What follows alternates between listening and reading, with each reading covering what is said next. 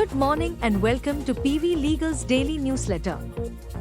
Can the Supreme Court of India keep hundreds of under-trial prisoners behind bars for years, under a law with a 6% conviction rate nationally, simply because two benches of equal strength cannot agree on what the law means? That is the live question before India's highest court right now.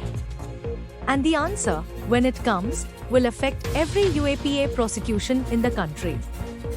Today I am covering two connected Supreme Court decisions that have produced a direct institutional collision. The first is Syed Iftikhar Andrabi v. National Investigation Agency, Jammu, decided on 18 May 2026 by a bench of Justice B.V. Nagratna and Justice Ujjal Bhuyan. The second is Tasleem Ahmad v. State Government of NCT of Delhi, decided on 22 May 2026, just 4 days later, by a bench of Justice Arvind Kumar and Justice Prasanna B. Warle. Both decisions deal with bail under the Unlawful Activities Prevention Act, 1967, and both are now on a collision course that only a larger bench can resolve. Here is the context.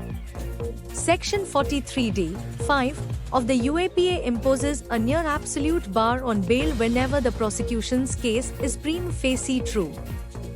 In practice, that bar is almost never lifted because the threshold for prima facie truth under the UAPA is low, and UAPA trials take years, sometimes a decade, to conclude.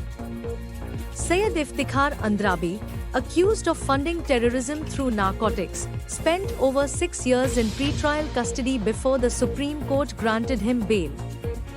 In Tasleem Ahmad, the appellants before the court had similarly undergone substantial incarceration, with no trial conclusion in sight. The gunning precedent is Union of India v. K. Najib, a 3-judge bench ruling that held constitutional courts retain the power to grant bail despite Section 43d(5), when continued incarceration violates Article 21 of the Constitution.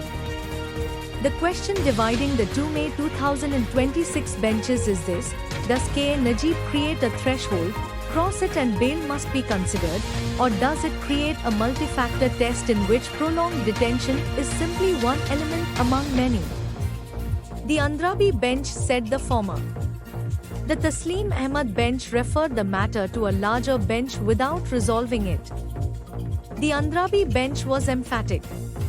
It declared K. Najib binding on all courts and all co-equal benches, and it disapproved two prior 2-judge bench decisions, Gurvinder Singh, 2024, and Gulfisha Fatima, 2026, for quietly narrowing that safeguard.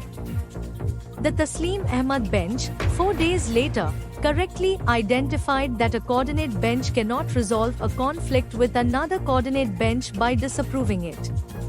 The proper course is reference. But in referring, it also defended the very judgments the Andrabi bench had disapproved.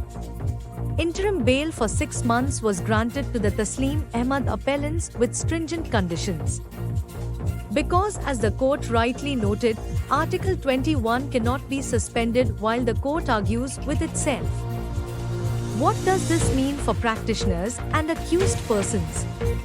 Until the larger bench speaks, every UAPA bail application sits in a zone of constitutional uncertainty. Trial courts and high courts do not know which standard to apply. Defense lawyers face the problem of arguing to a bench that may follow either Andrabi or Gulfisha Fatima. And the state cannot be confident that its reliance on Section 43d(5) alone will hold. The reference is necessary and the right institutional step. But the human cost of that uncertainty falls, as always, on those in custody. For the full legal analysis of both judgments, read PV Legal's daily newsletter. This is your host, signing off for PV Legal's daily newsletter. Stay informed, stay vigilant.